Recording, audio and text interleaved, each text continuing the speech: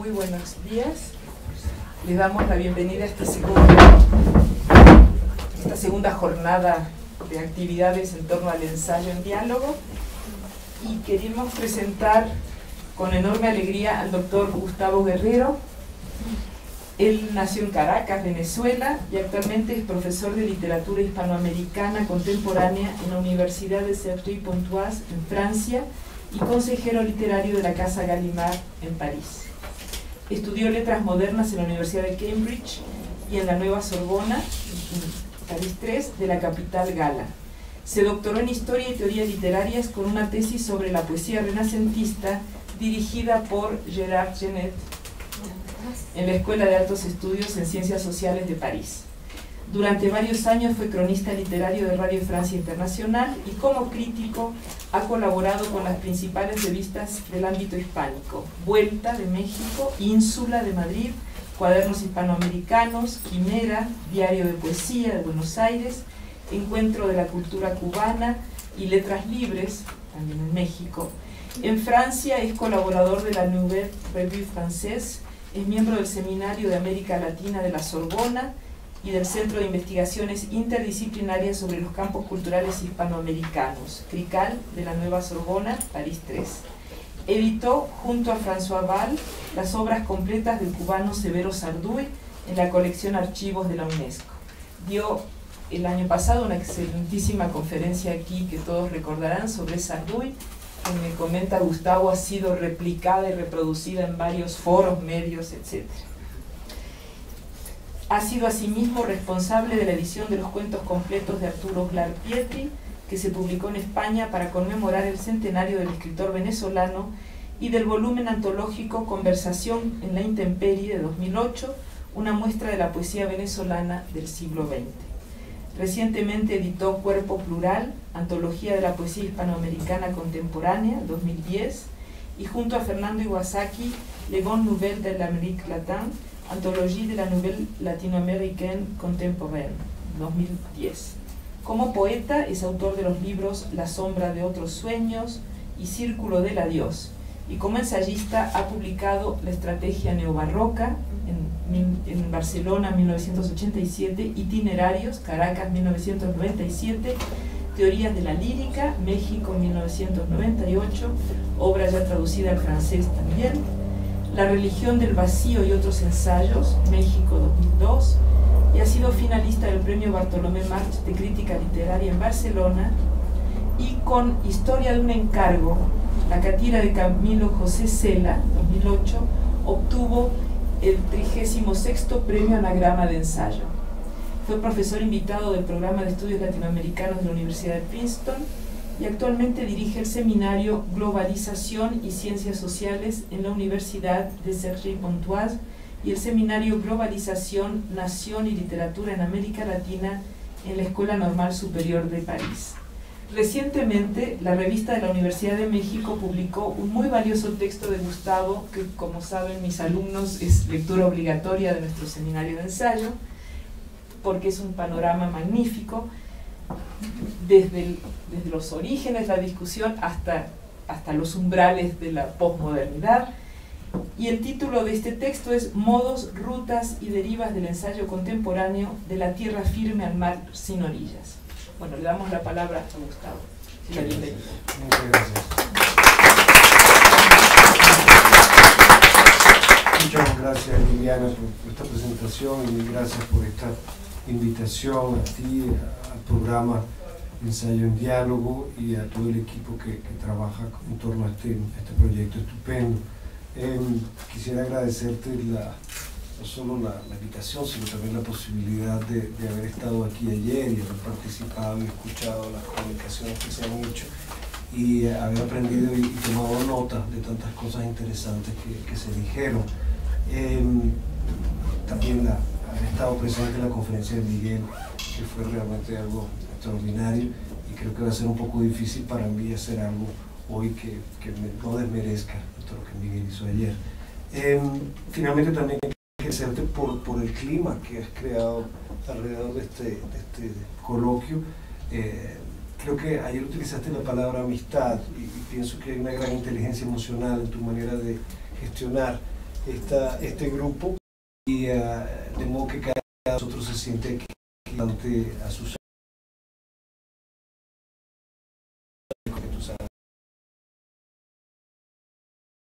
Gracias. Es raro que se pueda ver en un seminario intercambios con tanta frescura y con tanta libertad como los que hemos tenido. Gracias. Bien. Un honor, pues, una alegría y un reto de esta pequeña charla y estar aquí con tantos investigadores de Estados Unidos, de Europa, de México, de América Latina, y ver también tantos amigos queridos que están aquí, Olga, Sergio, Miguel, tantos amigos que ha sido una verdadera alegría ver.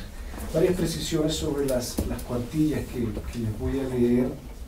En primer lugar, creo que lo anuncié un poco ayer y lo voy a reiterar hoy, se trata de un ensayo. Voy a hacer un ensayo, no voy a hacer una conferencia académica. Vamos a intentar un ensayo, voy a tratar de dialogar con ustedes a partir de este trabajo abierto y quisiera que pudiéramos todos discutir durante al final de la comunicación en torno a las posibilidades de escritura que ofrece el ensayo hoy. Es uno de los temas que me planteo. Es decir, se trata de una indagación que yo quiero libre y abierta sobre un tema conocido, o como diría Adorno, de una especulación sobre un objeto específico ya culturalmente constituido. No habrá, pues, ya que hablamos de ensayo, ni introducción ni conclusión, pero sí una exploración, un tanteo de las diversas áreas de un problema que quiere recorrerse, analizarse y comentarse a través de una reflexión personal y compartida que pone en sensaciones propias que se va ejecutando en la escritura. Solo escribe ensayísticamente, dice Adorno, el que compone experimentando, el que vuelve y revuelve, el que interroga, palpa, examina, el que atraviesa su objeto con su reflexión, el que parta hacia él desde diversas vertientes y reúne en su mirada todo lo que ve y lo que el objeto le permite ver. En segundo lugar, quisiera advertir que se trata de un work in progress sobre un tema con el que vengo trabajando desde hace ya algún tiempo. Y en tanto que el work in progress se trata de una investigación, de una exploración que aún no ha concluido y sobre la que no puedo ofrecer, por tanto, resultados definitivos. Mi texto ha sido escrito como un conjunto de notas, como un conjunto de comentarios, como un conjunto de fragmentos que constituyen más o menos pequeñas pinceladas sobre un tema. Y será leído de la misma manera, como un conjunto de notas, como un conjunto de fragmentos. Me gustaría, pues, que se lo entendiera así como una etapa intermedia o parcial dentro de un proyecto más amplio y que se lo leyera a través de la tensión formal de su inacabamiento, que es a partir de allí donde se abren posibilidades de diálogo con este texto. De hecho, mi exposición se va a detener al cabo de 35 o 40 minutos, quizá cuando lleguemos al punto más extremo que tocaba por ahora, o quizás antes, ¿no? En función de lo que esta cartografía del mercado nos permita ver durante los minutos que vamos a estar juntos. Si les parece, luego podemos conversar, como les decía, e intercambiar un poco en torno a este proyecto de texto.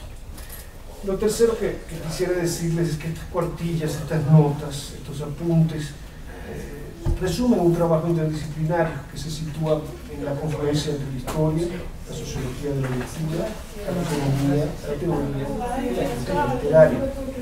Pero ante todo, ustedes verán, se trata de una investigación histórica sobre la génesis de nuestro tiempo, sobre la génesis de lo contemporáneo y como tal plantea el problema del inacabamiento y de la escasa distancia frente a los fenómenos que se analizan, aunque en ciertos casos hayan pasado ya más de 20 años.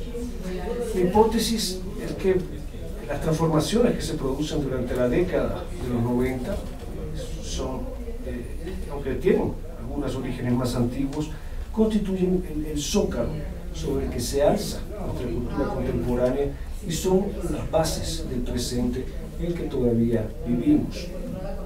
Entender los cambios de fondo que entonces ocurren me parece una condición indispensable para entender las transformaciones en las formas de producción, de circulación y de recepción de la literatura que inciden en el sentido de las prácticas discursivas durante esa década y nos permiten interpretarlas dentro de sus contextos más específicos y diferentes.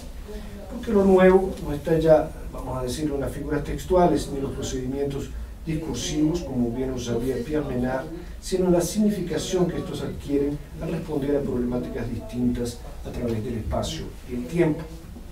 Tanto más en una época en que una de las preguntas mayores que debe hacerse la literatura, o que comienza a hacerse la literatura, es si lo nuevo puede ser aún un signo que denota el presente, o si hay que buscar más bien otras formas de alteridad para decir elogio.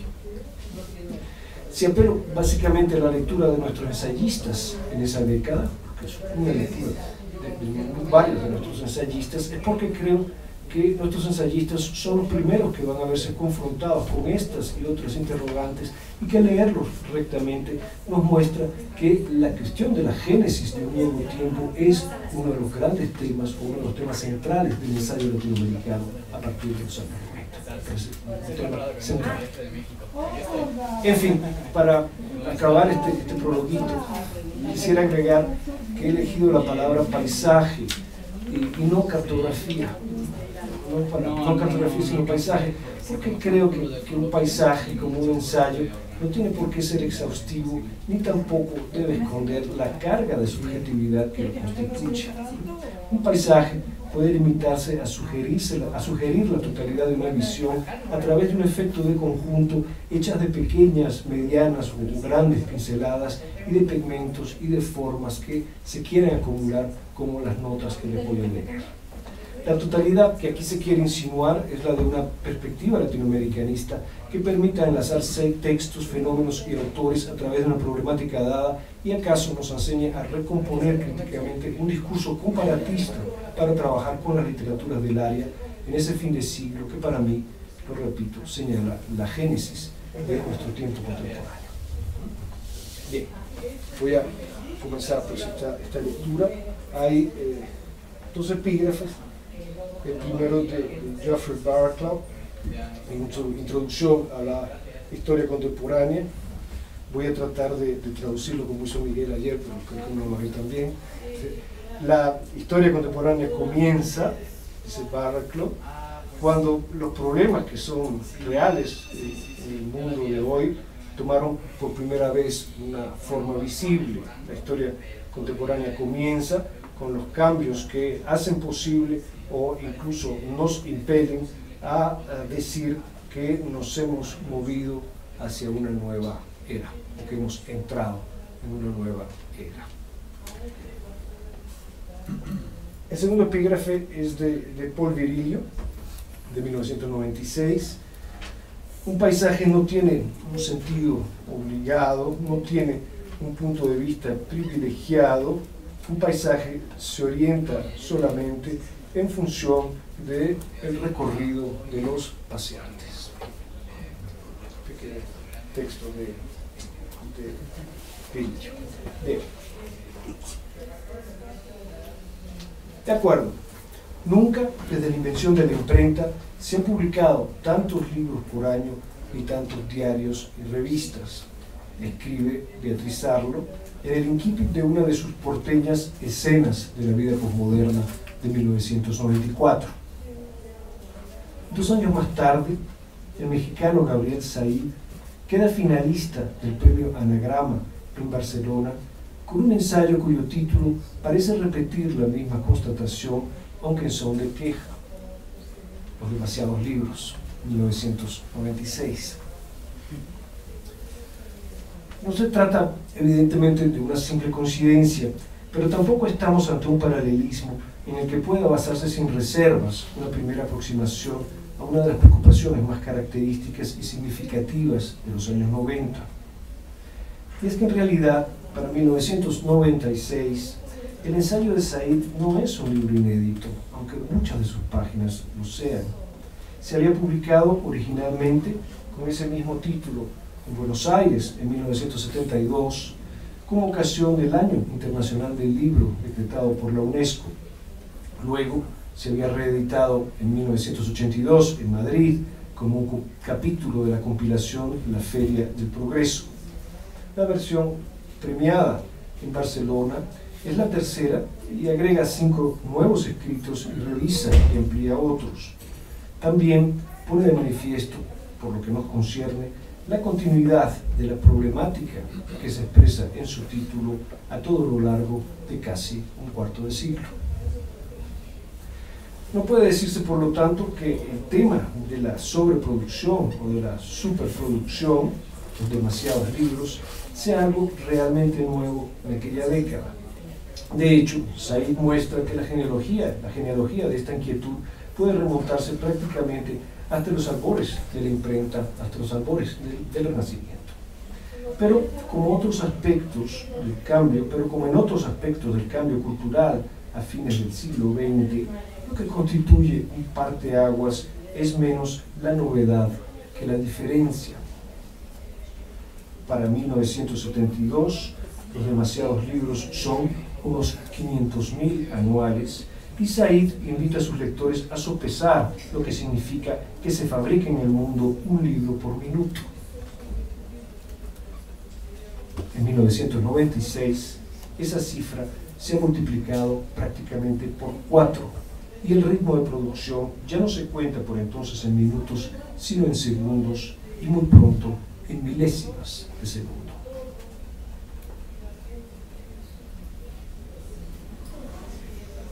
El procesamiento de la imagen por computador, señala Fernando Ainsa a final de la década, describiendo la revolución tecnológica dentro del sector. El procesamiento de la imagen por computador, digitalización, ha ampliado las bases del trabajo gráfico y se traduce por un gran ahorro en tiempo y materiales de todo tipo, como papeles, tintas e impresiones de prueba. Los nuevos procedimientos permiten la simulación de la producción en diversos tipos de soportes, tintas y variedades de colores, ampliando las alternativas de diseño y reduciendo los costes, así como también favoreciendo la automatización de tareas repetitivas de dibujo y la optimización y flexibilización de empresas de estructuras tradicionalmente rígidas. El aumento de rendimiento se estila entre 200 y un 400% en relación a la producción tradicional. 1999. Sarlo tiene razón, nunca antes se habían publicado tantos libros. Según datos combinados de la UNESCO y del CERLAC, la producción de nuevos títulos va a pasar en la sola América Latina de unos 22.240 en 1972 a 59.862 en el año 2000. Cabe agregar que apenas 2 años más tarde, en 2002, se alcanzará un tope con la cifra de récord de 70.068 nuevos títulos publicados a todo el continente. Pero lo que no aumenta en las mismas proporciones es el porcentaje de lectores libres, un dato que explica la neta agravación del desequilibrio entre oferta y demanda durante esa última década del siglo XX. Simultáneamente y casi de improviso, en Buenos Aires, en México, en Bogotá, los demasiados libros saltan a la vista, replanteando el problema de la sobreproducción de una manera distinta, o digamos que haciéndolo visible con otra evidencia. Vemos libros en cadenas de músicas, en kioscos, en estaciones de servicio y en supermercados, lugares que por contaminación metonímica, lugares en los que por contaminación metonímica el libro deja de ser un objeto específico ligado a la cultura y su valor de uso es desplazado por su valor de cambio, señala José Luis de Diego en un análisis del mercado argentino de la época. Porque ciertamente Sarlo no dice lo mismo en 1994 que Said en 1972. Hay que recordar que el ensayo Los demasiados libros se edita originalmente en el marco de un programa internacional de la UNESCO con el que se persigue reducir la distancia entre países desarrollados y países en vías de desarrollo, estimulando el crecimiento del sector editorial en estos últimos y sembrando al paso interés entre los jóvenes por la lectura de libros de filosofía y literatura. Fieles a los principios rectores de la institución onusiana, los promotores de aquel primer año internacional del libro, que no por casualidad coincide con el boom de la novela latinoamericana, 1972, consideran todavía la industria editorial como un instrumento del ideal educativo, y en este caso concreto, incluso como una herramienta que está al servicio de la difusión de las humanidades. No en vano se respira en la prosa de Said, incluso cuando es más irónica, el optimismo de un proyecto ilustrado. Por el contrario, Sarlo describe el fenómeno de la sobreabundancia desde la perspectiva inquieta e incluso alarmada de una intelectual que ve en él los signos de una inversión de roles y que constata la incapacidad del campo cultural para seguir controlando la producción de imágenes y escritos. Los muchos, los demasiados libros, representan para la ensayista argentina una de las formas más visibles de una masificación arrolladora, desbordante, que está sometiendo la creación literaria a la lógica propia de la industria editorial, y no como en el caso de Said. Es más, los muchos pues son como el soporte material de una entronización del arbitraje del mercado, cuyo objetivo es reducir o liquidar definitivamente a través del recurso a las mayorías la autonomía de los campos de la literatura y el arte. El mercado de bienes simbólicos no es neutral, escribe Sarlo, y como cualquier otra institución que lo haya precedido, forma el gusto, instituye criterios valorativos y gira sobre el conjunto del capital cultural, colonizando incluso los territorios que fueron abiertos por las vanguardias. Para los grandes públicos, el mercado y algunas instituciones vinculadas directa o indirectamente a sus tendencias reemplazan con similar autoridad a los prestigios carismáticos tradicionales y a los ya consagrados por la modernidad. Sarlo, 1994. Aunque la disputa sobre la cuestión de la autonomía de la literatura y el arte y sus tensas relaciones con el mercado, lo vimos ayer con Miguel Gómez, se remonta por lo menos entre nosotros hasta el movimiento modernista, esta historia, este conflicto es bastante más vieja, los niveles de tensión, los niveles de crispación que va a adquirir este debate en la última década del siglo XX no tienen precedentes en nuestra historia cultural. Nunca se había llegado a estos niveles, vamos a decirlo, de tensión y de crispación en las relaciones entre literatura y mercado. Literatura y mercado se van a convertir en uno de los tópicos casi obligados de muchos ensayistas. Estoy pensando en García Cancrini, estoy pensando en Paz, estoy pensando evidentemente en Sarlo. Se va a convertir en uno de los temas que todo ensayista latinoamericano debe abordar para ejercer una función crítica dentro del presente. Escribir, digo pues que las tensiones en las que se crea con esta temática y la actualidad que esta temática va a tomar a partir de los años 90 no tienen precedentes anteriores, no los tienen. Y me interesa verla así porque esa temática está aquí, forma parte del tiempo en el que estamos, está continuamente presente en el tiempo en el que estamos. Y está presente de una manera específica, que es la que se constituye durante esa década, de cara a las transformaciones tecnológicas y al avance del mercado. Escribir, publicar y leer con el telón de fondo de unos volúmenes de sobreproducción tan evidentes y asombrosos supone a la sazón adentrarse en un paisaje distinto, donde se han alterado sustancialmente los equilibrios tradicionales que regían las relaciones entre autores y editores, entre críticos y difusores, entre distribuidores y libreros. Hay un corte neto que no solo toca el peliagudo asunto de la valoración o la apreciación de las obras literarias, sino que afecta a sí mismo otros aspectos de la mediación editorial y por tanto de la imposición de un sentido a través del proceso de transformación de un manuscrito en libro impreso. A principios de los 90, Octavio Paz escribe así en uno de los ensayos de La otra voz, Poesía y fin de siglo, cito: ahora el escritor debe enfrentarse al editor y a su cuerpo de consejeros de marketing. Además, en cada empresa, sobre todo en los Estados Unidos, hay editores encargados de corregir y adaptar los manuscritos. Algunas de estas prácticas, aisladamente, son explicables y justificadas. En su conjunto son deplorables, amenazan con disolver la diversidad de autores, obras y lectores. Pérdida incalculable, pues no solo se pierden interlocutores, aunque aumente el número de lectores, sino que la noción misma de interlocutor se desvanece y con ella el diálogo entre el autor y el lector. Paz, 1990. A pesar de las enormes distancias que los separan en tantos planos, Paz sigue creyendo, por ejemplo, que la mediación editorial no ha tenido ni debería tener espesor alguno. Vieron que es sorprendente en esta crítica de Paz, como si antes de ese momento la edición no hubiese ejercido también un rol de mediación con los autores. Lo que ocurre a partir de los 90 es que hay un incremento de ese papel, por razones que vamos a ver un poco más tarde, y Paz está acusando, digamos, el cambio en las relaciones tradicionales entre autor y editor, que comienza a implementarse en esos años. A pesar de la enorme distancia que los separa pues, en tantos planos, Paz y Sarlo van a compartir en aquel momento de los años 90 una lectura del mercado y de los avances de la edición que lo presenta como los más acuciantes peligros, ¿sí?, para la libertad y para la diversidad de la literatura y el arte.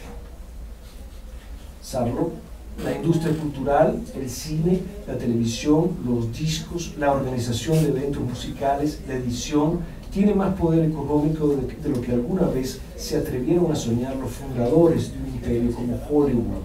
Escribe, advierte Sarlo, tratando de dar una idea de las magnitudes del problema, 1994.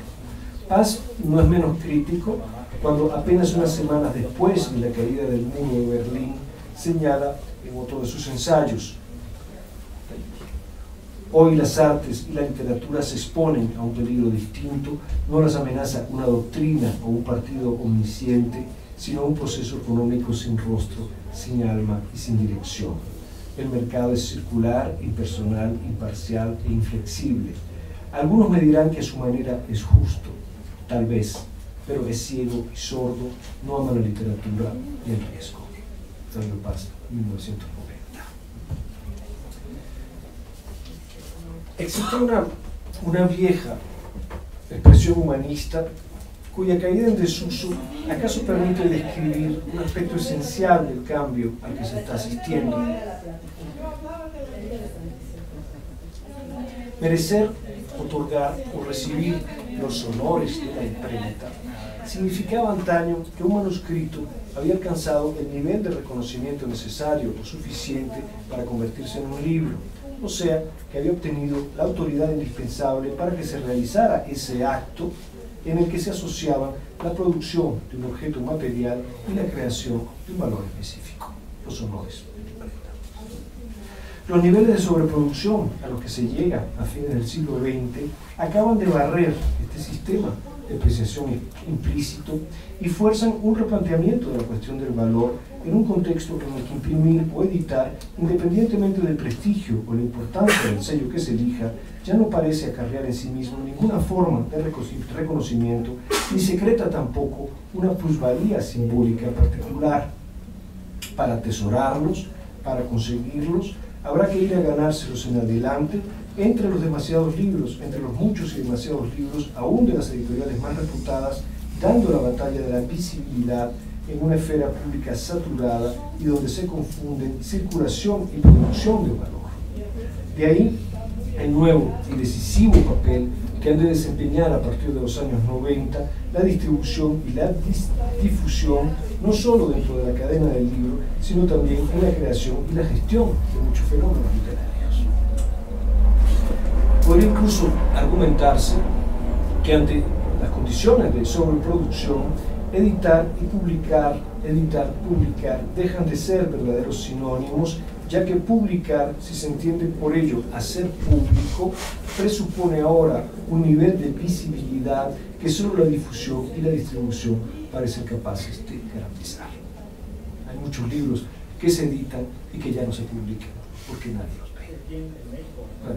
Ni siquiera salen de las cajas, ni siquiera salen de los sótanos, en muchos lugares institucionales incluso.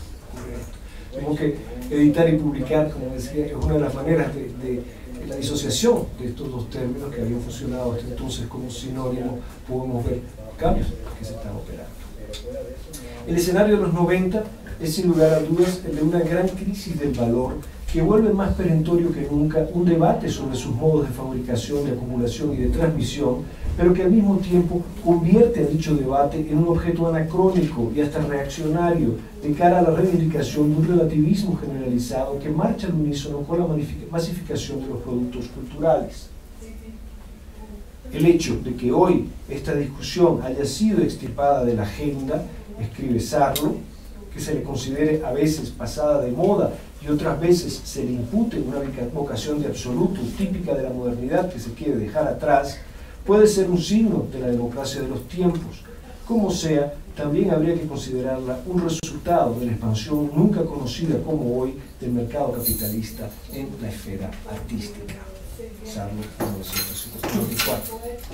Paz abunda en el mismo sentido cuando ofrece un testimonio de la importancia que la sobreproducción de libros adquiere en esos años, no solo como un signo que hace visible el conflicto entre el poder de los intelectuales y de las industrias culturales, sino además como la metáfora mejor de todo un sistema económico que con la implementación de las políticas neoliberales súbitamente invade el mundo de las letras y las artes y lo hace pasar por una fase de intensa aceleración. Eslabones en la cadena del mercado, el autor produce objetos de consumo, libros, que manufactura y distribuye el editor entre los consumidores, lectores. Cadena incesante que produce continuamente nuevos objetos que nunca por su naturaleza misma pueden saciar enteramente el hambre y la sed del consumidor.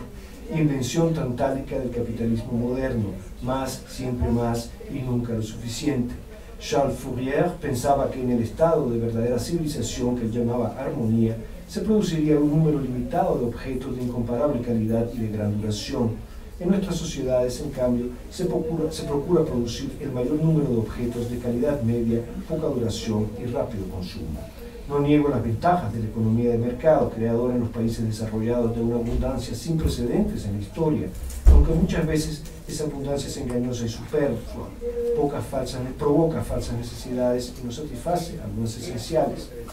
Observo, no obstante, que a medida que aumentan la producción y el consumo, aumentan los desechos. Las montañas de libros que se acumulan en las librerías y en las bibliotecas suscitan una pregunta angustiosa: ¿qué hacer con las obras? Octavio Paz, 1990. A todo lo largo de la década de los 90,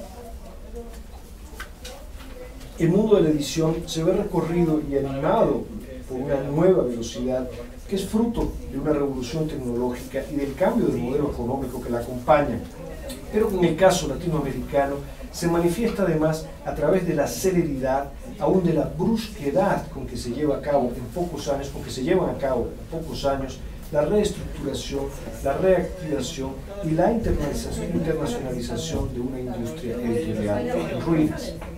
Efectivamente, no habría que olvidar la importancia de estas transformaciones ni la velocidad a la que se realizan, pues todas inciden decisivamente en la percepción que se tiene por entonces del fenómeno de la sobreproducción. Dicho de otro modo, si los demasiados libros parecen tan demasiados en aquellos años, es en parte porque a lo largo y lo ancho del continente se está saliendo con el fin de siglo de un largo periodo de recesión y de crisis en el sector editorial. Contamos con un documento fehaciente y muy revelador, sobre todo viniendo de quien viene, para entender el estado de la edición latinoamericana a fines de los años 70 y a principios de los 80. Se trata del conocido ensayo de Ángel Rama, El Boom en Perspectivas, que se publica póstumamente dentro del volumen colectivo coordinado por David Viñas, Más allá del boom, literatura y mercado. Rama hace allí un balance de la participación de la industria editorial en aquel momento estelar de la novela latinoamericana. Señala asimismo cómo muchos de los editores culturales que apostaron por los nuevos novelistas obtuvieron dividendos económicos substanciales, y al final nos pinta un fresco bastante negro sobre la situación de las casas latinoamericanas al acabar el boom. Varias desaparecieron, otras sobreviven arruinadas y otras resurgieron vigorosamente mediante la producción de la peor línea de bestsellers. El caso de Mercedes es ejemplar, una editorial en donde hicieron su obra Jorge Luis Borges, Adolfo Bioy Casares, Eduardo Mallea, donde se incorporó al español mucho de la mejor literatura anglosajona, constituyéndose en la guía modernizadora de novelas baratas internacionales. Fabril Editora, que llevó adelante la mejor literatura del momento, desapareció. Losada, al cumplir sus 40 años de gloriosa trayectoria cultural, vio el retiro de su fundador y la venta de la mayoría del paquete accionario que difícilmente recuperó luego Gonzalo Losada. Sudamericana ha comenzado a frecuentar la línea de bestsellers de MC. Seix Barral alterna libros de élites con títulos de mera venta para mercados locales latinoamericanos. Incluso casas como el Fondo de Cultura Económica tuvieron que luchar con dificultades económicas y otras como Joaquín Ortiz se han restringido al campo nacional. Ángel Rama, 1984. El crítico uruguayo no vivirá, sin embargo, para ver el naufragio general en que se convertirá en los años 80, la famosa década perdida, tras la crisis de las deudas externas y el colapso de los proyectos de desarrollo autónomo. Recordemos que a la represión de las dictaduras militares, que ya había herido de muerte el importante polo de producción editorial del Cono Sur, se ha de sumar luego un conjunto de procesos de hiperinflación incontrolables que darán al traste con la posibilidad de sostener el negocio editorial en muchos lugares de Latinoamérica, contribuyendo además a dispersar los públicos que se habían constituido con el boom y a desbaratar las escasas redes de distribución que subsistían a nivel regional. En un conocido artículo sobre la historia reciente del libro latinoamericano, se atiene a la triste plasma un testimonio vívido de aquel momento de los años 80. Todavía recuerdo el fatídico año de 1982, poco después de que el presidente mexicano José López Portillo incumpliera su promesa de defender a la moneda mexicana como un perro y llevara a cabo la primera de una serie de devaluaciones que llevaron al tipo de cambio de 22 a 150 pesos por dólar y a la tasa de interés del 14% al 90%. Yo me encerraba en mi oficina de la editorial Nueva Imagen y constataba casi por horas las pérdidas que acumulábamos. Para que se tenga una idea de lo que fue aquello, podría dar una cifra. Por un préstamo de 5 millones de pesos a una tasa preferencial del 12%, pagamos más de 150 millones con un interés que en su momento más bajo rozó el 70%.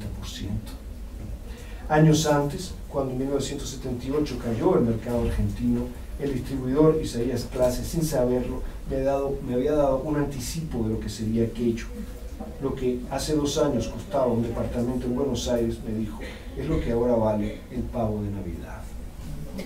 Las endebles economías latinoamericanas no resistieron el embate financiero del primer mundo. Habíamos crecido creyendo que en verdad el desarrollo nos había abierto sus puertas. Se altera la triste 1999. Rama no alcanzó a ver este naufragio general del gran proyecto desarrollista, pero lo que sí pudo vislumbrar, y así lo anticipa en su artículo citado, es una de las principales consecuencias de este naufragio, el desembarco de las grandes transnacionales de la edición, la prensa y la comunicación, que se van a ir aposentando por todo el continente a partir de los 80. Las editoras culturales entraron en insalvable crisis, escribe en su recuento, y en cambio han emergido robustamente las multinacionales del libro, ya sea mediante la adquisición de aquellas arruinadas, ya mediante el desarrollo de sistemas de ventas masivas a domicilio, ya mediante la venta de series populares en los supermercados. Ángel Rama, 1984. Las causas que provocan la irrupción de estos nuevos actores son, sin embargo, bastante más diversas. Por un lado, está ciertamente la propia crisis de las economías de la región, que afecta a muchas casas editoriales extranjeras y las obliga a reconsiderar la viabilidad de un modelo basado exclusivamente en la exportación de libros a América Latina. Por otro, están las oportunidades que se vienen ofreciendo en los países con un mercado potencial de 400 millones de hispanohablantes y un ramillete de casas quebradas, que duda cabe, pero en las que se disponía de una larga experiencia en la venta con aquellos mercados y se contaba además con profesionales y técnicos calificados que conocían bien el oficio. Habría que agregar la coyuntura del ingreso de España en 1986 a la entonces Comunidad Económica Europea y los cambios en el comercio exterior que ello suscita, así como también la apertura a las inversiones extranjeras del área de comunicación, medios y cultura en muchos de los países donde se aplican las políticas de ajuste propugnadas por el Banco Mundial y el Fondo Monetario Internacional. Todos estos factores y algunos otros presiden a la llegada y a la internalización de un nuevo tipo de empresas que no solo va a transformar los modos de producción y de comercialización, que no solo va a renovar y a ampliar la distribución y los puntos de venta, sino que va a redefinir el lugar mismo de la industria cultural en el contexto de nuestras sociedades. También aquí hay un antes y un después que dibuja un lindero y que podemos ver en el desfase de Rama cuando se refiere todavía a multinacionales del libro. Y es que lo que empieza a instalarse en los años 80 y se extiende por todo el continente en la década siguiente son grandes conglomerados de actividades integradas que resultan de un doble proceso de concentración empresarial, el que se produce primero dentro del sector editorial a partir de los años 60 y luego entre este y el sector de comunicación y tecnologías en el fin de siglo. El libro es uno de sus muchos negocios, pero no es el único, y muchas veces tampoco, en términos puramente económicos, el más importante. Su relegación, su descentramiento, corre paralelo a su integración en un archipiélago de contenidos donde ni la palabra empresa ni la literatura ocupan ya una posición hegemónica. En lo que respecta al sector editorial, escribe George Giudice, haciendo un balance de los mercados culturales en los años 90, asombra la cantidad de adquisiciones, especialmente de los sellos más reconocidos. Entre las adquisiciones españolas que se pueden enumerar, la mexicana Joaquín Ortiz y la argentina MC, adquiridas por Planeta, la argentina sudamericana por Plaza y Janés, subsidiaria de Bertelsmann, la argentina Javier Vergara por Ediciones B, subsidiaria del Grupo Z, la argentina Aike y las brasileñas Ática y Scipione por el Grupo Anaya, subsidiario del Grupo Havas de Francia. El resultado es que las empresas europeas controlan los mercados editoriales latinoamericanos más importantes. El Grupo Santillana tiene 18 subsidiarias, la más visible de las cuales es Alfaguara. Lumen, Debate, Océano están en casi todos los países de la región. Grijalbo, sello de la italiana Mondadori, propiedad del derechista Berlusconi, que recién firmó convenio con Bertelsmann, opera en Argentina, Chile, Colombia, México y Venezuela. El gobierno español fomentó y estimuló este dinamismo de adquisiciones y ocupación de mercados latinoamericanos, como se verifica en el plan de la Dirección General del Libro de España, según el cual se buscó la expansión y consolidación en Iberoamérica de las pequeñas y medianas editoriales españolas. Y como si esto no fuera bastante, Bertelsmann procura adquirir las pocas editoriales independientes de importancia como Paidós y La Flor, ambas argentinas. Giudice, 2020. En su célebre libro L'Édition sans éditeur, Andrés Schifrin afirma que el mundo de la edición parece cambiar más entre 1989 y 1999 que durante todo el siglo precedente, y entre los motivos de esta rápida metamorfosis le atribuye un peso decisivo al proceso de concentración empresarial dentro del sector. Lo que ocurre en la América Latina de los 90, si se mira desde una perspectiva más amplia, forma parte así de un fenómeno global que ha visto cómo los grandes conglomerados de prensa, comunicación y entretenimiento han ido absorbiendo muchas casas editoriales independientes y se han constituido en auténticos gigantes de las industrias culturales cuyas políticas han provocado transformaciones determinantes en la situación del libro y por su intermedio en la producción y recepción de la literatura. Fenómenos como el de los niveles de sobreproducción a los que se ha llegado, por ejemplo, no pueden entenderse sin la conjunción entre el abarotamiento de los costes de impresión y de fabricación y la guerra permanente por ganar una mayor visibilidad a la que se libran estos grupos. Schifrin agrega además un dato esencial para entender la evolución de sus catálogos. Los nuevos propietarios de las casas absorbidas por los conglomerados exigen que la rentabilidad de la edición de libros sea idéntica a la de otros ramos, periódicos, televisión, cine, etc., todos sectores muy lucrativos.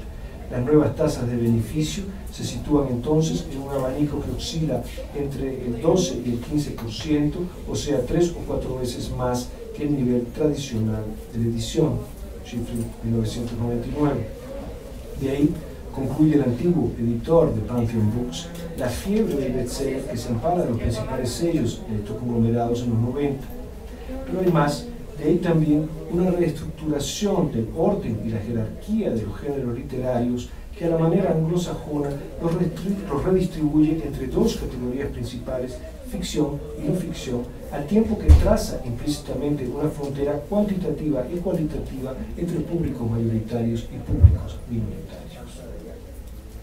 Hay ciertamente algo más que una manera de clasificar en este reacomodamiento de los géneros en las dos solas categorías de ficción y no ficción, que aparecen en los catálogos del Planeta, los catálogos de Random.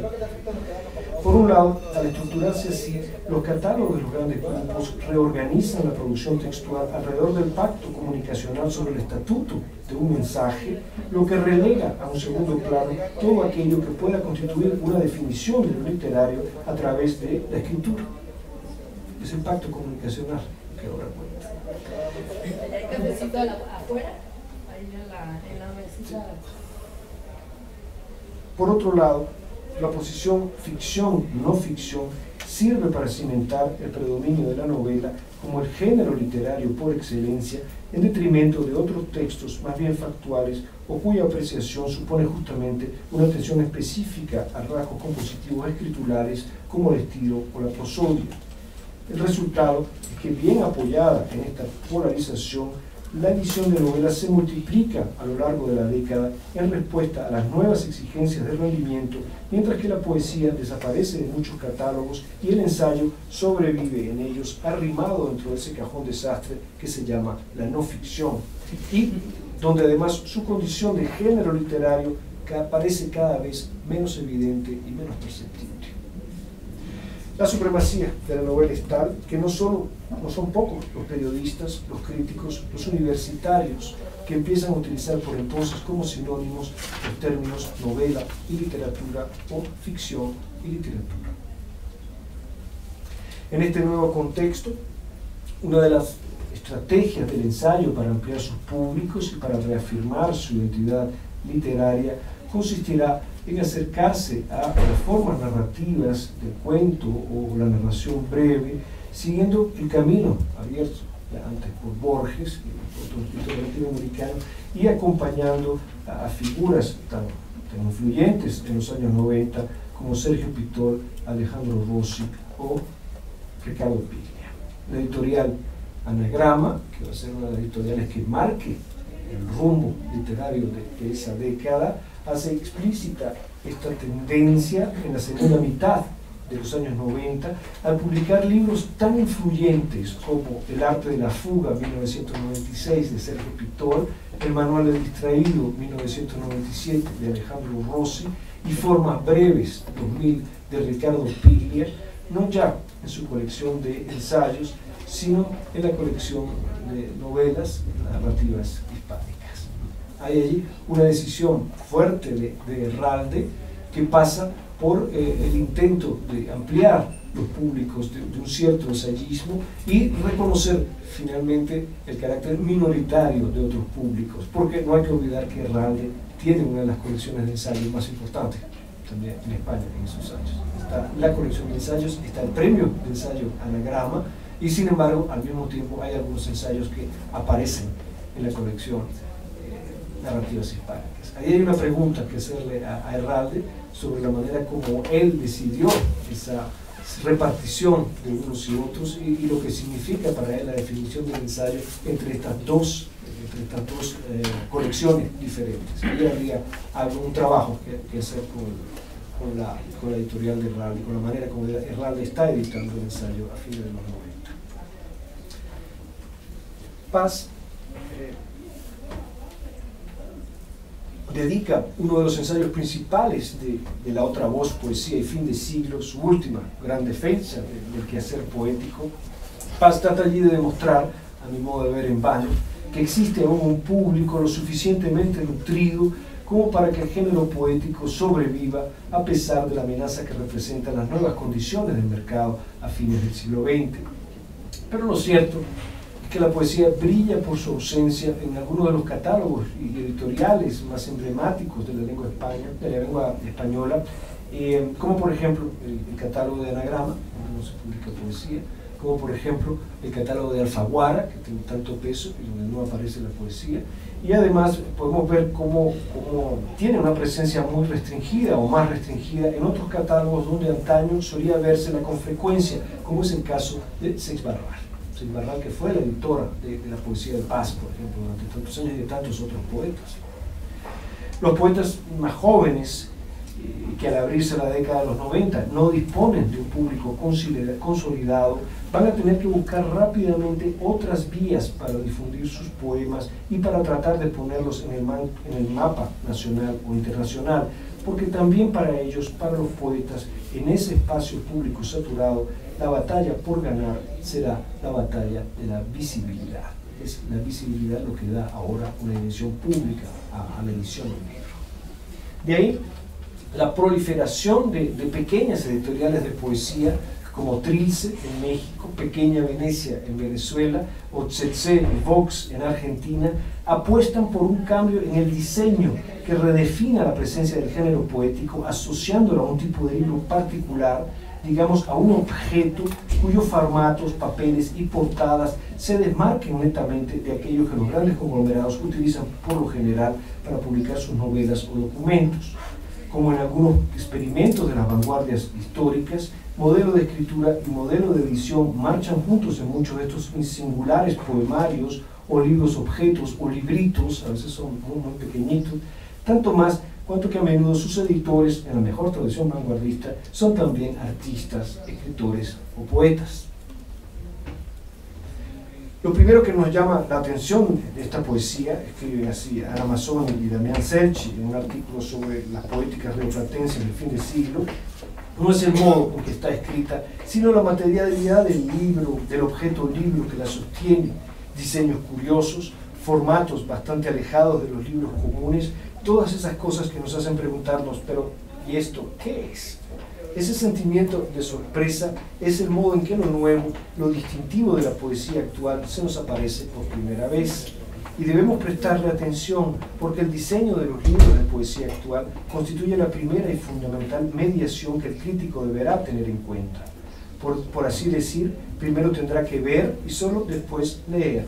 Su peso en el asunto no podría provenir de la voluntad de uno o muchos escritores a los que de pronto les hubiera parecido interesante darle una importancia fundamental al diseño de los libros. Habría que buscar la causa, en todo caso, en la palmaria imposibilidad que viven los escritores de integrar el catálogo de alguna editorial que tenga una participación significativa en el mercado. Y no es casual que esta poesía haya nacido aproximadamente a mediados de los años 90.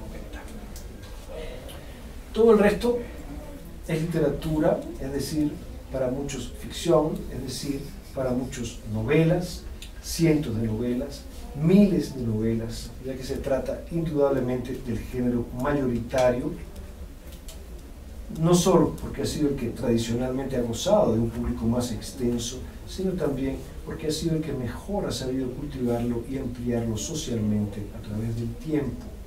Durante la última década del siglo, los demasiados libros, por lo que toca a la producción literaria, son pues las muchas, las demasiadas novelas con que se apuesta indiferentemente a dar como un producto de consumo masivo que se renueve continuamente y que continuamente permita aumentar el volumen del mercado hasta alcanzar las nuevas tasas de beneficio asignadas al sector editorial.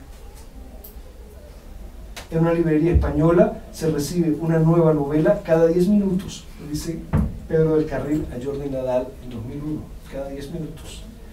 Como si se sumara a la misma discusión o a la misma conversación, Fernando González Ariza agrega: el espacio físico es limitado y los editores comprobaron que el mejor modo de mantener sus libros visibles constituía en que hubiera muchos títulos.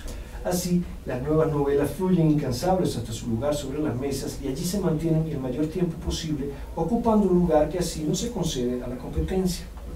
Desde el momento en que todas las grandes editoriales han establecido la misma estrategia, la guerra por el espacio vital se ha convertido en una lucha de vida o muerte. Los libreros no pueden mantener el espacio en un libro mucho tiempo porque tienen una larga cola de otros que esperan su turno. ¿Qué hacer con las obras?, se preguntaba Paz, y lanzaba así una pregunta para la cual la respuesta más socorrida hasta ahora es la guillotina. dado que el aumento y la aceleración de la producción no permiten ya el mantenimiento de fondos importantes en el cada vez más abarrotado espacio de las librerías. Rama ve esbozarse esta tendencia a la desaparición de los fondos en las librerías a mediados de los años 80, pero en los 90 se generaliza con el triunfo de un régimen temporal presentista que transforma a las librerías, al decir de José Luis de Diego, en albergues transitorios de novedades, con todas las consecuencias que ello implica por lo que toca al diálogo entre generaciones y a la formación y la constitución de una memoria literaria común. El mercado editorial actualmente, escribe José Luis Martín Nogales en 2001, es sobre todo un mercado de novedades. No existe casi el mercado de fondo editorial. No es rentable, ocupa espacio y no es operativo. Hoy es imposible encontrar en librerías una novela publicada hace un año. Las librerías solo retienen las novedades.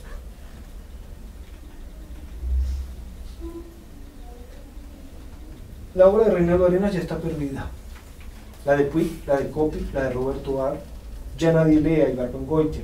Monterroso, que perfectamente hubiera podido declarar que tres de sus personajes inolvidables son Mandela, García Márquez y Vargas Llosa, tal vez cambiando a Vargas Llosa por Báez Echenique, no tardará en entrar de lleno en la mecánica del olvido, constata Roberto Bolaño, sin ocultar su pesimismo, poco antes de morir en 2003.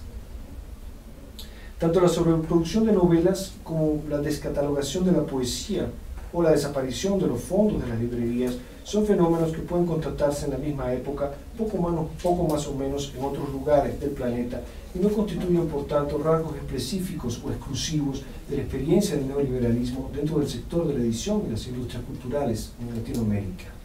Por el contrario, lo que sí parece más propio de la situación latinoamericana son algunas de las respuestas a estos cambios, así como también las hondas contradicciones y tensiones que genera a través del continente la posición ambivalente de unos grandes conglomerados cuyos capitales internacionalizan el sector de la edición y parecen abrirlo hacia un horizonte global, pero cuyos modelos operativos son locales y tienden a organizar y explotar la producción literaria básicamente dentro de los países de destino.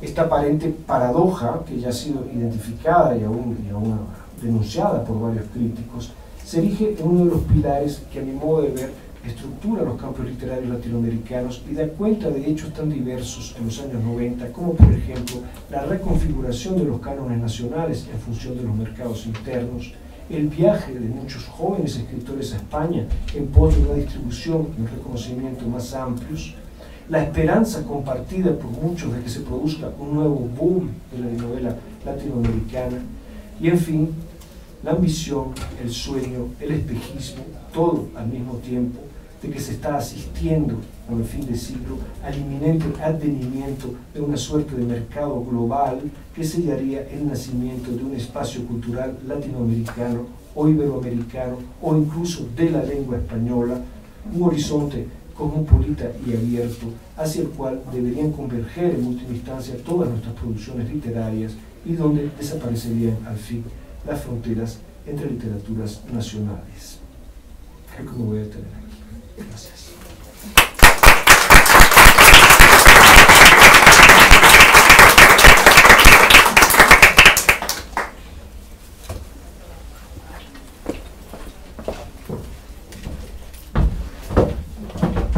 Espléndida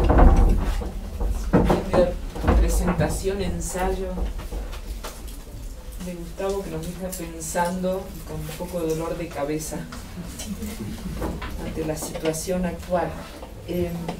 Muy recientemente Muñoz Molina denunciaba también respecto de la novela las demasiadas páginas de alguna novela.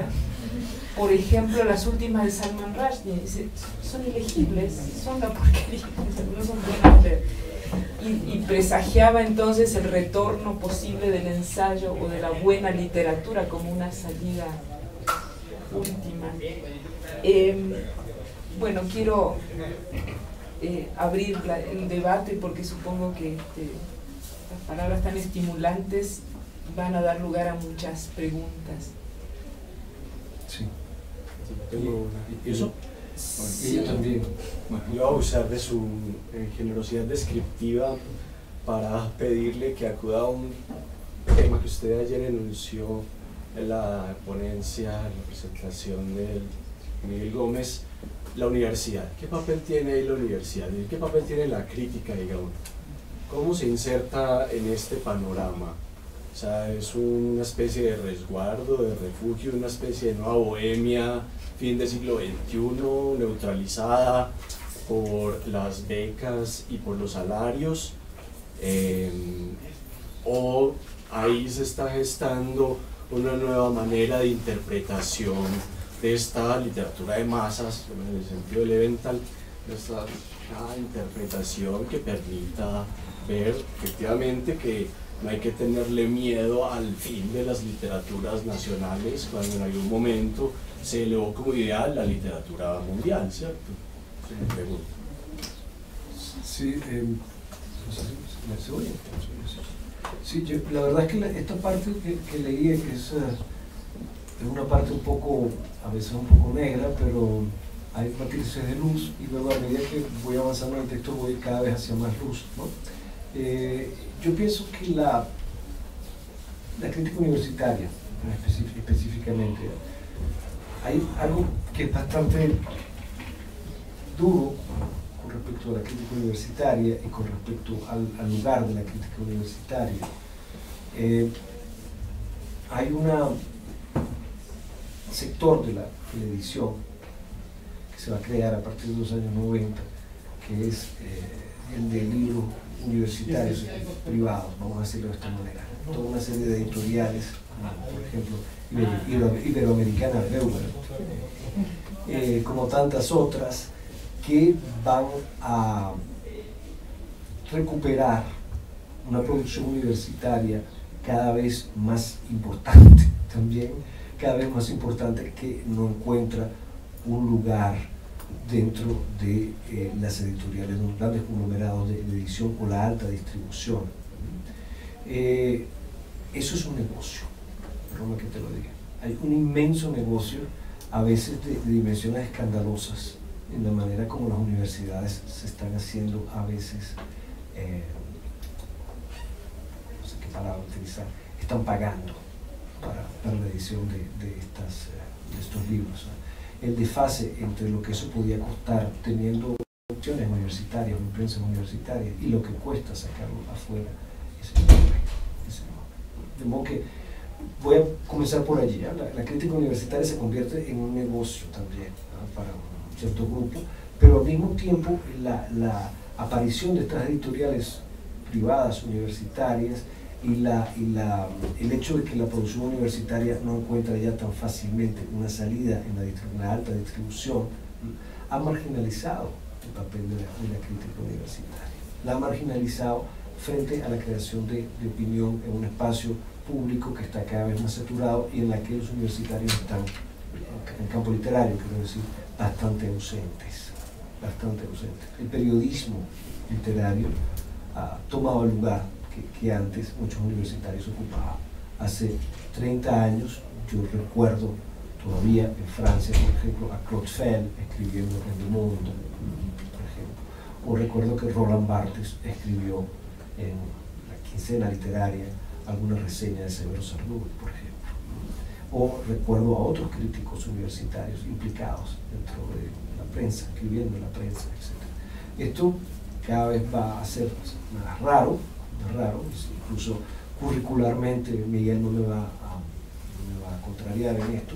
Curricularmente publicar en revistas no indexadas, vamos a decirlo así, no aporta gran cosa, con lo cual tenemos que una crítica universitaria que se autoconsume, que se ha convertido en una máquina de autoconsumo interno, que el tránsito entre la crítica universitaria y lo que el lector de a pie lee, pues, los puentes están cada vez más débiles, cada vez más difíciles de entender, y que la influencia de la crítica universitaria en la creación del valor literario es más restringida que en otros tiempos.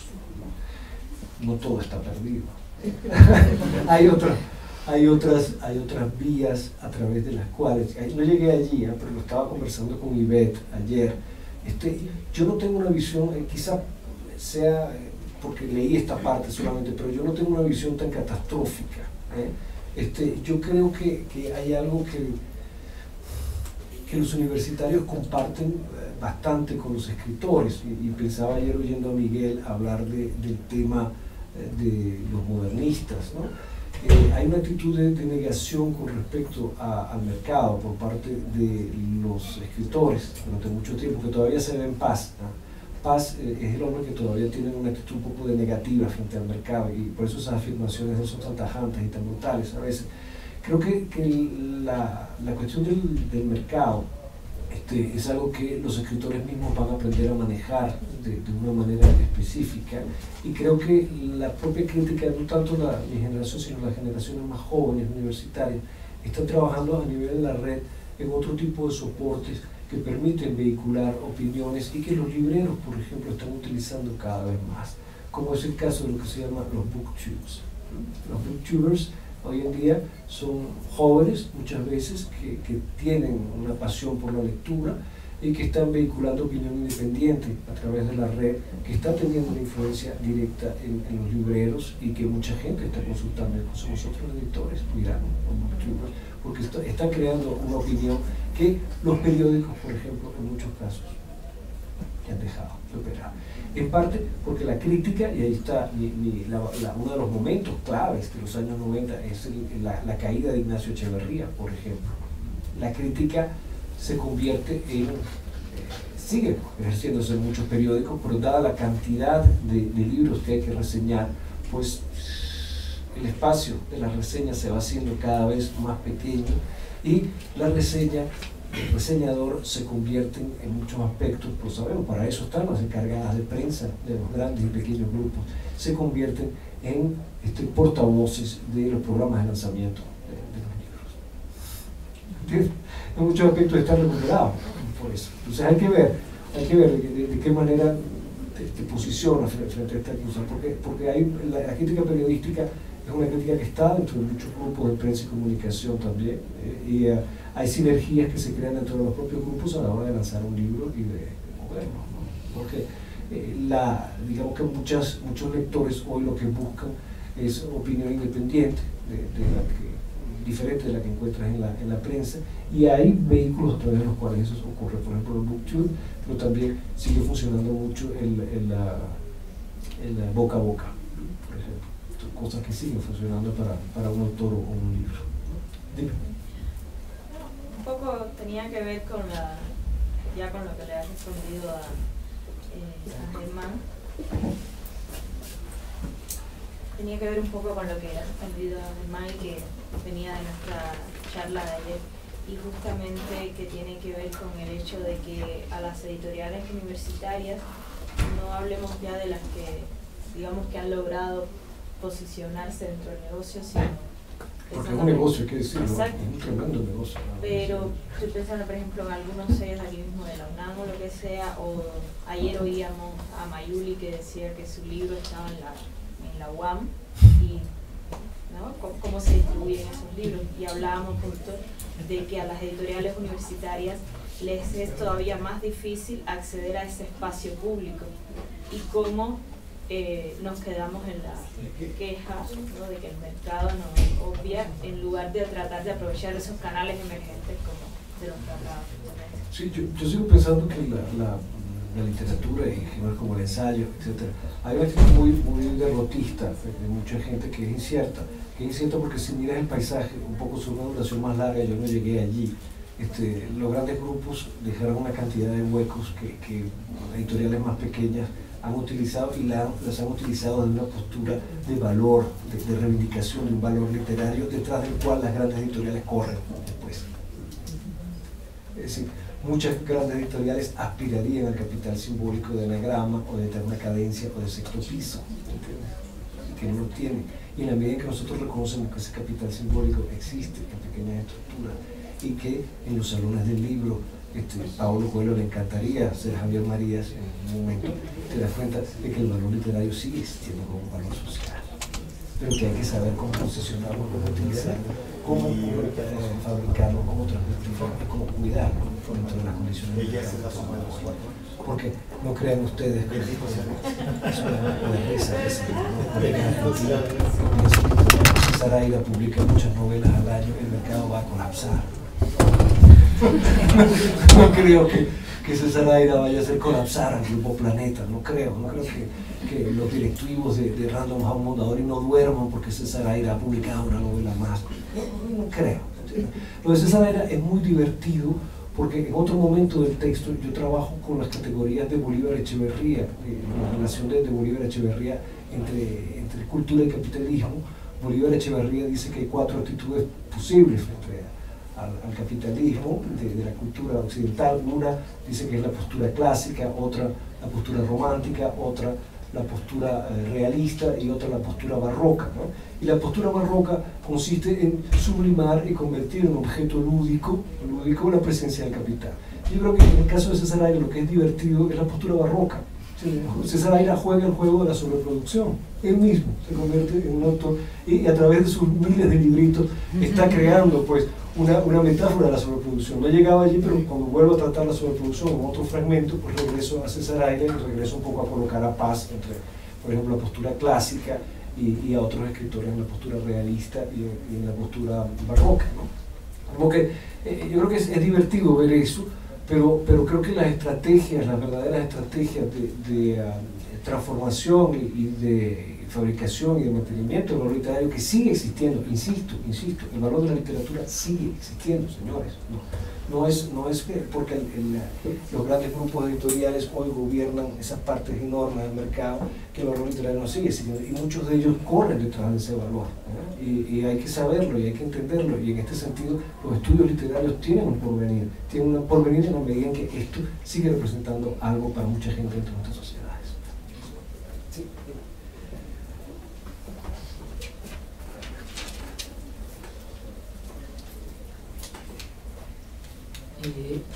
Yo tengo una duda con respecto a eso, porque me ha parecido interesante en ese sentido, por ejemplo, la estrategia, ¿no?, que han tomado las universidades norteamericanas, ¿no?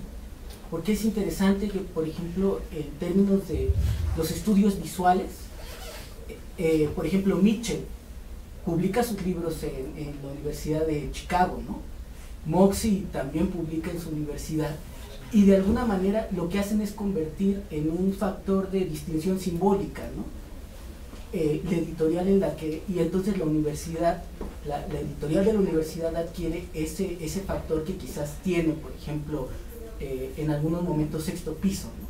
Porque, por ejemplo, lo curioso de las universidades, yo lo pensaba a veces y le quería preguntar, porque yo lo veo, por ejemplo, en esta universidad, ¿no? La UNAM no tiene una dirección general de publicaciones.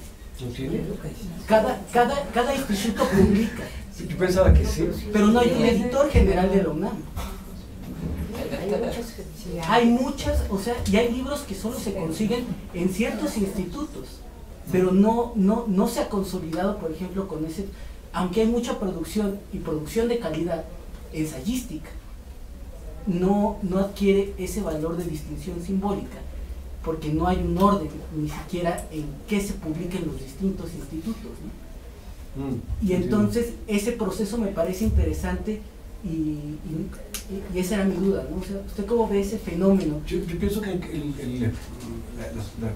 tema de las editoriales universitarias norteamericanas es propio de la cultura norteamericana, es decir, el nuestro es algo distinto. Hay un país latinoamericano que yo conozco que está tratando de hacer algo semejante a los Estados Unidos, que tiene una cantidad de editoriales universitarias que están tratando de pasar también hacia el sector de gran distribución, que es Colombia.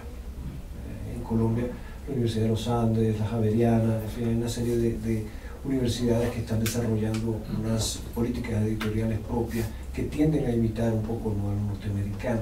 Pero es que en los Estados Unidos uno tiene que entender que el sistema de ediciones universitarias está, como todo el sistema universitario, marcado por un capital simbólico muy fuerte dentro de esa cultura, y que las editoriales universitarias vehiculan el ranking de sus propias universidades, lo sirven como uno de los aspectos de esos rankings. No es lo mismo publicar en Princeton University Press que publicar en Boulder, Colorado, ¿entiendes? Que tengo que decir nada contra Boulder, ¿no? Simplemente son rankings diferentes, ¿no? La ventaja de las publicaciones norteamericanas con respecto a las publicaciones universitarias que se producen en nuestro campo, pienso que tiene que ver, por un lado, con la visión mucho más comercial que los norteamericanos, las universidades norteamericanas y las prensas universitarias norteamericanas tienen de sus propios productos. Nosotros tenemos todavía una visión muy institucional, y ayer alguien me hablaba de un libro que quizá está en alguna bodega y que nadie ha visto y que a lo mejor no va a llegar, y de miles de libros también publicados a veces en UNAM o en otros lugares que nadie ve, que ni siquiera se consiguen en Amazon, vamos a decirlo de esta manera. Yo creo que en el caso latinoamericano es difícil equiparar las publicaciones universitarias, el sistema de edición universitaria con el sistema norteamericano. Es muy complicado por el tipo de prácticas comerciales que suponen, por el vínculo institucional que hay con el libro, y también porque nuestras universidades pues no tienen desafortunadamente los medios que disponen a veces las universidades norteamericanas para publicar. Hay muchísimo dinero en las editoriales norteamericanas, en las editoriales universitarias norteamericanas, y ellos inciden además en los medios de prensa, por ejemplo, para obtener reseñas, etc. No es raro ver libros universitarios americanos reseñados en el New York Times o en el New York Books, etc. Algo que a mí me parece que en el caso latinoamericano y español está faltando mucho, y que hace que la presencia del libro universitario dentro de ese espacio global saturado en el que estamos hoy es muy pequeña, y nos está dejando cada vez más solos. Sí. Me preguntaba un amigo, ¿por qué nadie reacciona cuando dicen que van a cerrar las facultades de humanidades, etcétera, etcétera? Porque estamos muy lejos. ¿Entienden lo que le estoy diciendo? Se ha perdido ese contacto que existió en otros momentos. Francis, ¿querías hacer un comentario? Sí, yo tenía un comentario sobre las universidades y cómo funcionan las redes del conocimiento universitario. Tiene que ver con las revistas indexadas. ¿Aló? ¿Me escuchan ahí? Sí. Con las revistas indexadas, que son una mafia, básicamente. Y que además tiene el orden, pues uno ve el mapa, yo supongo que en la prensa el mapa de cómo funciona eso, y es el orden imperial colonial, básicamente, ¿no? Que se distribuye, pues es el mismo orden del conocimiento, pues es el orden imperial de las metrópolis, arman sus índices, y entonces los que están fuera tienen que apuntarle a estar en esos índices, y si no, pues se salen, tienen que pagar el precio también, carísimo, ¿no? Por estar ahí. De hecho, ya hay revistas que cobran por publicar los artículos de los investigadores, porque saben que eso, pues, por la pues, es lo que sube los salarios. Pero no, ese es un comentario. Yo te quería preguntar si tú has trabajado sobre instituciones mediadoras de lectura, si has llegado ahí. Por ejemplo, la que trabaja en Colombia muy de la mano con el CERLAL, que es Fundalectura, por ejemplo. Sí. ¿Cuáles son los criterios de valor literario justamente que están ahí en esas instituciones? Que hay varias, ¿no? De mediación, que no solamente son la academia, sino que también son casi siempre ONGs, o no sé si has trabajado eso. Sí, yo pienso que toda la parte de mediación, es decir, mira, mi posición como universitario, porque también soy universitario, aunque sea un poco un electrón libre en algún aspecto, mi posición como universitario es que es muy importante para nosotros que estamos en las humanidades, en los estudios literarios, reconectar nuestro trabajo con la calle. Es decir, quiero decir con esto, con los libreros, por ejemplo. A mí me encantaría tener aquí un librero de Gandhi o de algún sector que me viniera a hablar del ensayo. ¿Cómo se vende el ensayo hoy en México? ¿Cómo lo presentan ustedes? ¿Quién los compra? ¿Entienden? Me hubiera encantado tener aquí a Cristóbal Pera, el editor de Random, el ensayo, para interrogar a Cristóbal, fastidiarlo un buen rato. De por qué esa portada, por qué ese libro, cuántos libros. A ver, Cristóbal, dinos de verdad, ¿cuántos libros de ensayo has vendido este año? ¿Cuántos han salido? ¿Cuántos han preso? Yo creo que para la cuestión de las mediaciones que tú estás señalando, es importante incorporar a todos esos agentes mediadores, porque el librero fabrica valor también. El librero fabrica valor, porque el librero está dando una visibilidad al libro, y el librero es también uno de los primeros comentaristas del libro. Y muchas librerías en Estados Unidos, por ejemplo, o en Europa, tienen ya sus blogs donde ves al librero opinando y diciendo, compra esto, aquello. A veces contra la opinión de los críticos. Porque yo pienso que hay que entrar en ese proceso de mediación, hay que entrar en esas mediaciones para reconectar los estudios literarios con la calle, con lo que se está leyendo, que no sean solamente estudios históricos. Y además pienso también, fíjate que en este proceso de especialización de la crítica universitaria que estamos mencionando, de pronto el formateo de la escritura en las revistas, las famosas revistas indexadas, etc., nos está empobreciendo en recursos creativos, y que es el momento justamente en que volvamos al ensayo, seamos ensayistas otra vez, seamos ensayistas, hablemosle a alguien más que al comité de referencia de la revista Estudios en Bogotá, o al comité de referencia de la revista Iberoamericana de Pittsburgh, ¿entiendes? Yo creo que hay que tratar de hacer eso. Pienso que es muy importante hacerlo, porque si no lo hacemos nos vamos a quedar solitos, ¿entiendes? Y creo que es importante hacerlo porque es el momento. Había toda una reacción también de pequeñas editoriales, de booktubers. Hay una cantidad de gente haciendo cosas en torno al valor de la literatura hoy, y la universidad está un poco ausente. La universidad tiene que volver a conquistar su puesto, y ese puesto no lo va a conquistar desde la revista Iberoamericana de Pittsburgh, sino aquí, con los libreros, con la gente de la calle, con los lectores, yendo a meter la mano otra vez a la pasta, una mano en la línea. Y en un lugar de Robin Hood, Sí. la reseña, por ejemplo, yo recuerdo que las grandes reseñas de José Gaos en las primeros números de Cuadernos Americanos. Alejandro, yo recuerdo todavía la reseña magistral de Alejandro Rossi sobre la novela de García Márquez, El amor a los tiempos del cólera.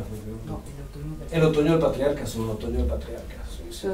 Un largo otoño de pesadumbre, por ejemplo. Del lugar fundamental de mediación y de formación de lectores que cumplían las reseñas en una época, se ha pasado al disparate, aunque ahora también hay ciertos espacios, como una revista eminente de Graciela Esperanza en Argentina, que ha puesto la reseña en un lugar central. Entonces, desde aquí exhorto a que recuperemos el espacio de la reseña. Yo lo creo, sí, yo creo que hay que hacerlo definitivamente, y que hay que... Pienso que hay que tratar de incidir o intervenir de una manera más abierta fuera del puro ámbito universitario, porque hemos perdido esos espacios han sido espacios perdidos por la universidad. Yo recuerdo a Alejandro Rossi, recuerdo a Roland Barthes, recuerdo a muchos universitarios, profesores míos, que escribían reseñas en la prensa. Yo recuerdo a Guillermo escribiendo reseñas en el periódico Nacional. Yo recuerdo a Roland Barthes, no lo recuerdo a él, pero he leído las reseñas de Roland Barthes en Le Monde. En fin, recuerdo que hubo un tiempo en que la universidad tenía una voz sobre la plaza pública, sobre el foro, y esa voz hoy se la deja a Ignacio Echeverría y a los periodistas que más o menos manejan con cierta inteligencia, pero también a una cantidad de gente que no sabe absolutamente nada. Y a veces ni siquiera se leen los libros que reseñan. Bueno, Francini, ahora sí muy brevemente porque se acaba el tiempo. Francini, ¿querías comentar algo? Tengo un par de preguntas. Bueno. Una relacionada con las bibliotecas, sobre todo con esta sobreproducción de los libros, y que el hecho de que algunas bibliotecas importantes ya no reciben más libros porque ya no los pueden almacenar. Yo quise llevar un par de libros a la Biblioteca Nacional en Madrid y a la de Cooperación, y ya no reciben libros. Entonces no pudo tener acceso a lo nuevo que se está generando, y por otra parte la centralización del conocimiento de que ciertas bibliotecas con infraestructura muy fuerte como la de Berlín pueden no tener acceso a muchos libros que se están creando, pero que no tienen acceso en Latinoamérica. Es decir, hay demasiados libros, pero también es difícil acceder a esos libros, y entonces se quedan en 2 o 3 centros, en Austin, en Berlín, donde uno puede tener acceso a todo eso. Y otra, la crítica al intelectual mediático. Usted hablaba de la visibilidad de los escritores, y por otro lado yo recordaba esta crítica que hace Deleuze y que hace Bourdieu a la participación en los medios de los escritores. Sí, yo creo que hay varias cosas a ver. La cuestión de las bibliotecas es un problema central. Es un problema central. Paz hace una pregunta que yo recupero en mi textico, mi ensayito, es la pregunta de Paz: ¿qué hacemos con las obras? Y la está haciendo en 1990 y es una pregunta que no hemos resuelto. Es decir, cada vez es más difícil almacenar, tenemos tantos que es muy complicado encontrar un espacio para esto, pero hay que tener en cuenta además que ha habido una reducción en las compras de las propias bibliotecas de libros, unas compras que permitían vivir a veces a otro tipo de editores, que permitían además que el público accediera, eso que usted está diciendo, accediera a las novedades en unos tiempos relativamente breves. Ahora esos tiempos se han ido alargando. La cuestión de la presencia pública del escritor tiene muchos matices. Yo desconfío mucho de Bourdieu, como desconfío de otros intelectuales franceses, porque Bourdieu no vio el mundo en el que estamos, él vio el mundo anterior. ¿Entienden? La presencia pública del intelectual hay que plantearla de varias maneras. Primero, hay un problema vinculado a la visibilidad de la obra, que acabamos de buscar aquí, cuando yo digo que publicar y editar ya no significa lo mismo, que hacer público significa hoy pasar por otro tipo de distribución y de difusión. El escritor ya no solamente escribe, sino que también difunde. El escritor ya no solo escribe, sino que difunde, y en muchos contratos editoriales ya la publicación supone la participación del escritor en la promoción de su libro. De modo que el escritor tiene que difunde. ¿Por qué? Porque la batalla de la visibilidad se gana a través de la presencia también del autor, de la presencia del autor, y esto ha generado toda una serie de prácticas culturales que tienen que ver con lo que un teórico francés llama la postura. Es decir, cada escritor trata de inventar en el espacio público una postura que le dé continuidad al lector con respecto a la obra que él está ofreciendo. Y uno de los ejemplos más claros que yo tengo es el de Mario Bellatin. Mario Bellatin tiene una postura, no hay duda, y la postura de Mario Bellatin, como la postura Aira, por ejemplo, constituyen una encarnación visual y sonora y corporal de lo que puede esperarse de las poéticas del uno y del otro, por ejemplo. Entonces creo que es un problema diferente. El problema de Bourdieu es todavía el problema del gran intelectual, de Sartre, de cómo quitarse de encima a Sartre. Cada vez que un intelectual francés habla del problema del gran intelectual, uno siente inmediatamente que otra vez Sartre, papá Sartre me está mirando, ¿no? Como cada vez que un escritor argentino habla de la tradición argentina, uno siente que Borges está allí, ¿no? Que hay un problema, incluso esa angustia de las influencias terrible en Piglia, ¿no? De estar todo el tiempo como contestándole a Borges.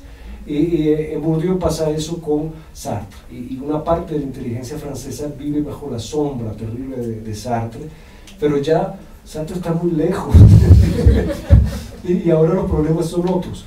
Y ahora, ¿cómo transformar esa postura o esa visibilidad en creación de opinión, en intervención dentro del espacio público de opinión? Eso ya es otro problema que no podría tratar. Sí, yo creo que ya estamos muy mal de tiempo, ¿verdad? Había uno más. Francini, Sí, una Francini. pregunta a nuestra invitada del Brasil. Era más una provocación y una tentativa de pensar juntos. Porque, Bueno, hagámoslo. sí, Estoy muy dispuesto. Bueno, no sé si me hago, es fácil de entender mi castellano, pero a ver, lo que pasa es que tu charla me encantó, me quedé pensando en una serie de cosas. Para eso era. Sí, pero más en un área de la sociología de la lectura.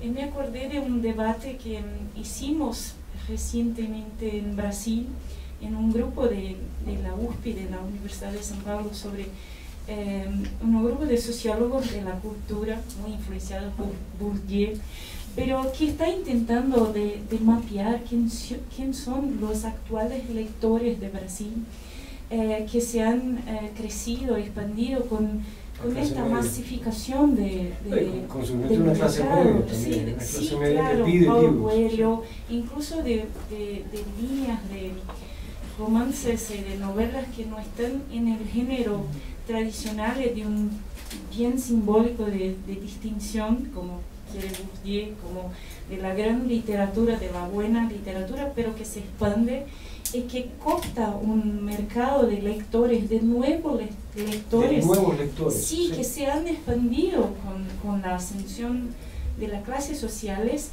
y que todavía no teníamos, porque hablábamos del ensayo y de la gente que se leía y hacía buena literatura, sino para los pares en la universidad, antes de eso, para un grupo de lectores muy restrito y muy elitizado. Entonces, tenía acá una provocación, pero curiosidad aún de saber si vos trabajás con esta cuestión de cómo pensar el público y cómo mapearlo frente a esta expansión y esta cooptación que la masificación y el mercado hace en países como nosotros de Latinoamérica, que tenemos esta cosa terrible de las clases y de la distribución de renta. No sé cómo pensarlo, sí, cómo competir con eso, es cómo recuperar como que esta voz activa del ensayo y de una buena formación con este público que está leyendo ahora, pero lee muy mal, lee cosas que no... Vamos a ver, no sé cómo pensarlo. La literatura la literatura popular, sí, en muchos parte de la historia de la modernidad, sí, ha sido como un peldaño para ir hacia otras cosas, sí, ¿de acuerdo? Sí, y ha sido también un alimento para muchas cosas. Yo estoy esperando, hay varios fenómenos interesantes para dar un poquito de luz en esto, ¿no?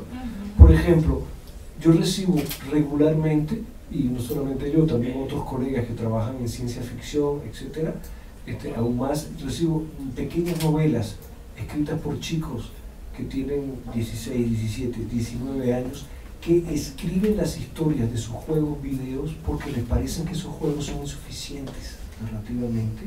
Entonces escriben como pequeñas noveletas complementarias al universo de sus juegos video.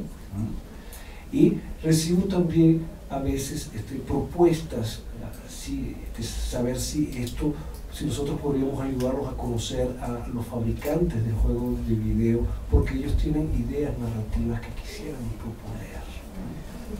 Esto significa que el universo de los juegos de video no se ha tragado a la narrativa escrita y que por el contrario tiene huecos, tiene fallas que hacen que haya jóvenes que tienen hoy la edad adolescente y que están escribiendo eso. Yo estoy esperando todavía el novelista, el Cervantes, que nos escriba un Paulo Coelho maravilloso. ¿Entiendes? Estoy esperando. Va a venir, va a ocurrir. Para poner a otro aspecto de tu pregunta, por lo que respecta al libro y a la lectura, tenemos un problema hoy serio en México y en muchos países latinoamericanos. Ya no son los niveles de analfabetismo, los niveles de alfabetización desde fines del siglo XX son muy buenos en muchos países, aquí y en otros. Nunca antes tanta gente ha sido alfabetizada en Latinoamérica, y sin embargo no conseguimos que pasen a la lectura generalmente, y no conseguimos que pasen a la lectura por razones que tienen que ver con lo que estaba diciendo el caballero allí al final, es decir, ¿dónde están los libros? ¿Dónde están las librerías? La proximidad con respecto al libro no es solo un problema cultural, es también un problema físico. Y en este sentido, el éxito de las ferias del libro, como la Feria del Libro de Bogotá o la Feria del Libro de la FIL, muestran que si uno acerca los libros o los pone en un lugar, la gente viene a buscarlos. Pero tienes que acercarlos. Tienes que tratar de poner los libros a la distancia para que la gente pueda venir a buscarlos. Pero cuando se llega, está masificando, por ejemplo en Brasil, estos espacios están siendo tomados por la gente que está muy ligada a una religión que es o espírita, kardecista o como voy a decir, evangélica, que está empezando a hacer la mediación de nosotros, que no estamos allá más, que no hacemos más esta mediación. No sé cómo pensar esto, porque creo que la crítica... Es una de las deudas del proyecto moderno en América Latina, la lectura. Sí, es una de las grandes deudas. Entonces, ¿cómo competir con este mercado que... No sé, es que no entiendo muy bien con qué quieres competir. No yo sé. creo que una de las cosas maravillosas que yo he visto, una de las cosas maravillosas, o por lo menos interesantes que yo he visto en el caso latinoamericano, es que muchos de estos grupos evangélicos ponen a la gente a leer. Cosa que los católicos ya no hacen. Por ejemplo, no ponen a la gente a leer, estos los ponen a leer, abren las puertas de leer.